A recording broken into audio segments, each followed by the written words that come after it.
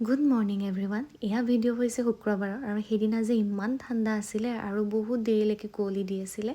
এয়া ৰাতিপুৱাই আহি পাইছে দীপ্তি আৰু তাইক লগ পাই ইমান বেছি ফূৰ্তি লাগিছে, দেখি চাগে গম পাইছেই। আৰু দুজনীয়ে জল্দি ৰেডি হৈ আমি ভৱনলৈকে আহি পালোঁ, কাৰণ ৰাতিপুৱাই অনামিকাৰ জোৰণ আছিলে। একেদিনাই বিয়া আৰু জোৰণ হোৱাৰ কাৰণে সেইদিনা ইমান বেছি জল্দি চব কাম কৰিবলগীয়া হৈছিলে। তাইৰ কাপোৰে সামৰিম নে তাইক ৰেডিয়ে কৰি দিম নে নিজে ৰেডি হ'ম, একো ধৰিবই পৰা নাছিলোঁ।